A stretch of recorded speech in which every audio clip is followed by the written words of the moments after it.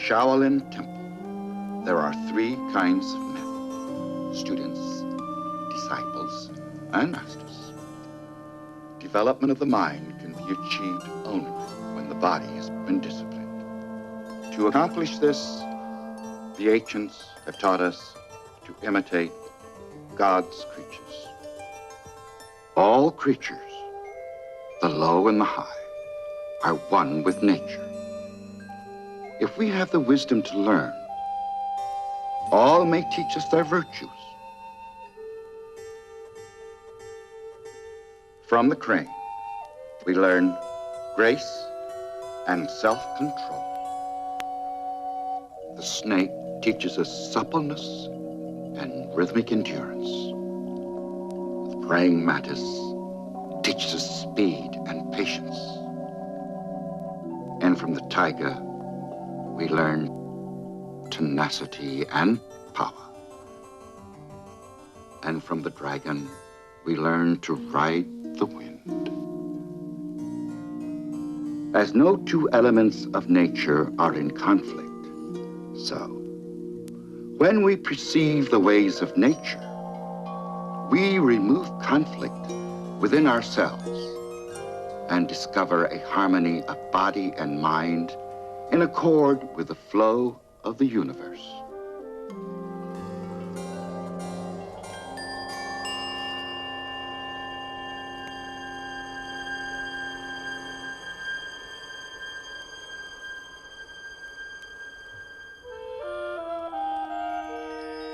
You are the new student.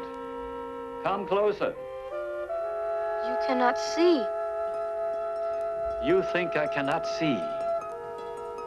Of all things, to live in darkness must be the worst. Fear is the only darkness. Never assume that because a man has no eyes, he cannot see. Close your eyes. What do you hear? I hear the water. I hear the birds. Listen for the color of the sky. Look for the sound of the hummingbird's wing. Search the air for the perfume of ice on a hot day. If you have found these things, you will know. Do you hear your own heartbeat? No. Do you hear the grasshopper which is at your feet?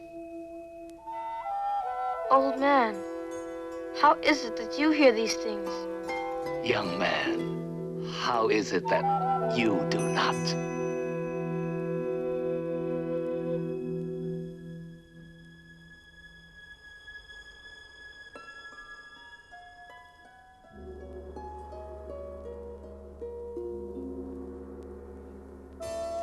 Where does your pebble walk to, grasshopper?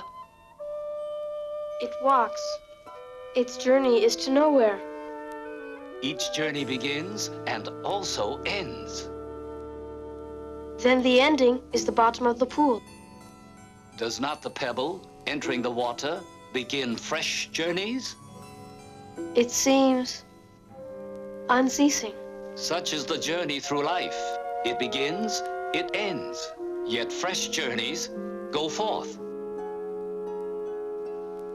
Young Cain, when I was a boy, I fell into a hole in the ground and I was broken and could not climb out.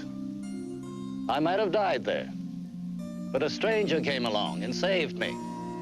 He said it was his obligation, that for help he had once received, he must in return help 10 others, each of whom would then help 10 others, so that good deeds would spread out like the ripples from a pebble in a pond.